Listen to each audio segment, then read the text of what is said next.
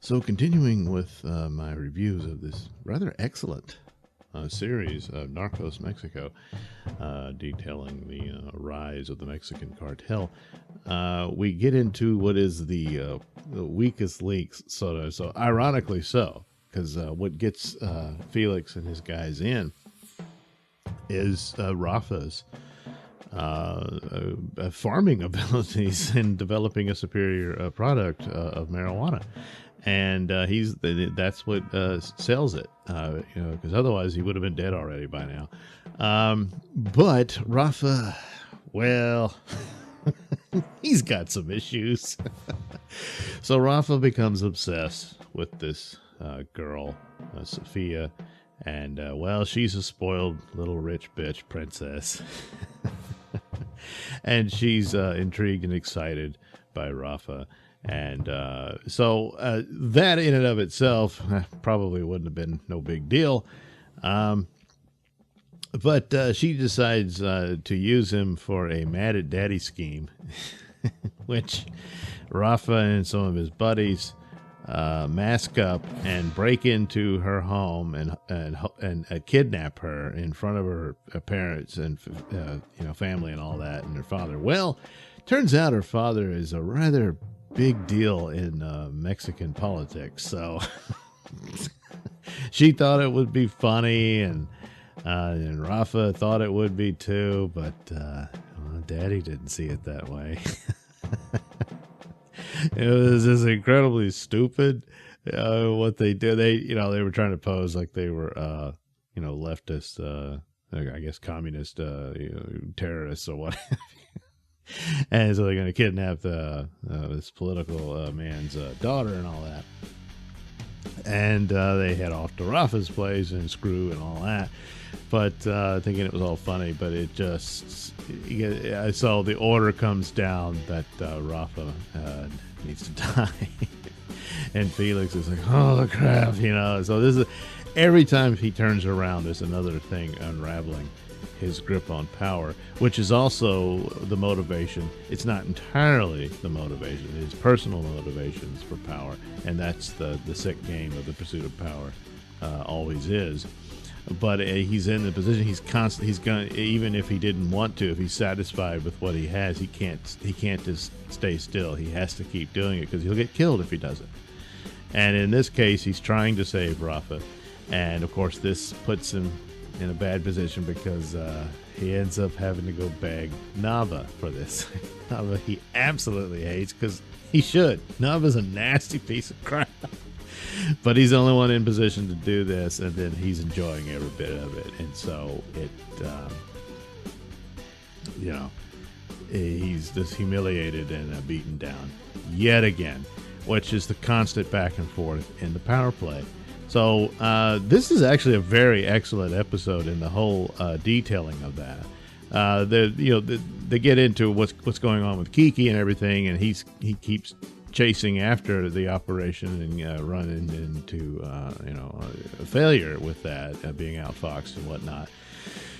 But that's growing into his ambitions, which unfortunately for Kiki doesn't end well. But here with Felix and Rafa and all that, it's just it's like Felix can be the cool, smart one, but that doesn't guarantee the rest of his guys will be. And Rafa he can't see straight because he's obsessed with this girl, and she's obsessed with him too. In a way, it's not a healthy relationship by any means. And she's out for the thrill that she gets out of this, and just leads Rafa into all kinds of trouble, but he doesn't care. And Felix manages to save him at great cost, but he does it. But what a mess! And so the obsession with this girl will continue to cause trouble in the future.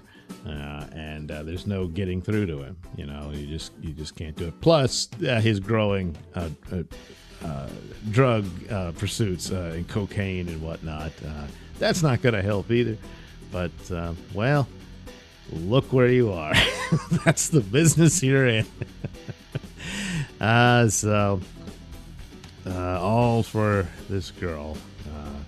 Well, how many times have we heard that story? So that's the problem with Rafa, and can't see straight, and drags down Felix and everybody else in there.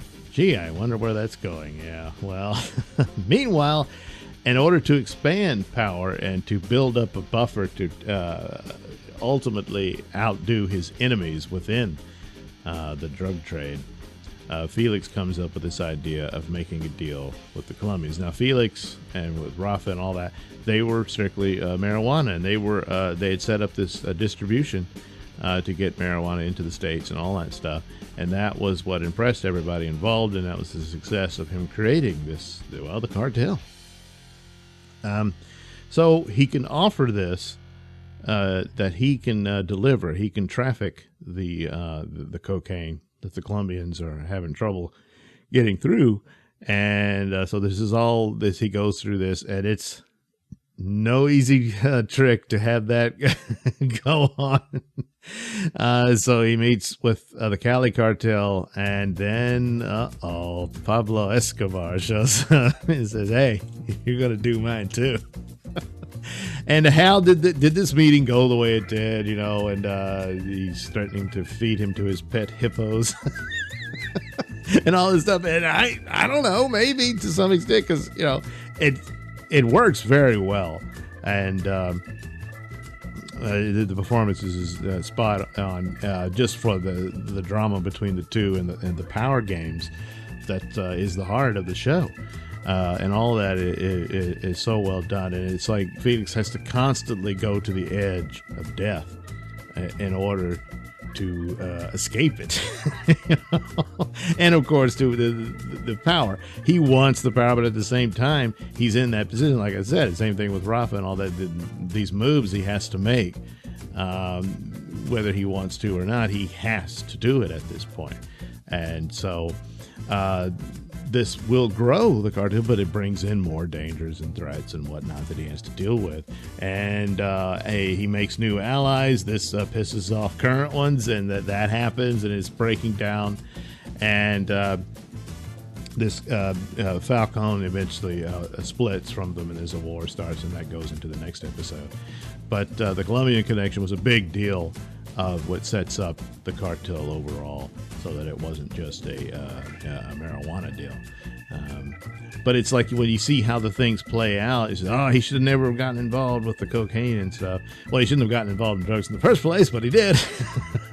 But it's like, it's inevitable. I don't know how else he could have done it. And he had to do this to build himself up, to gain the power, so that his enemies within his own organization can't take him down. And this is obviously leading to a move against Nava and all that, so that his power grows to where even Nava can't stop him. And well, I shouldn't spoil too much, and I'm trying not to spoil everything. I'm giving you the mood and idea and stuff like that in some of the scenes here, because I think you really should check this show out. But it's just the art of it and the excellence is maintained throughout. And so, like, some of this stuff about how he met with Escobar and all that, how'd that really go? We don't know. But some form or fashion probably did. That's the kind of thing. It's like each episode opens with saying, hey, look, there's dramatic license here. And of course there is. And that's the purpose of gaining the art from the jumping off point of the reality. And so whatever reality is sacrificed for the pursuit of the show is justified in the excellence of their presentation and how they orchestrate it, which they do very well in these episodes of Narcos Mexico.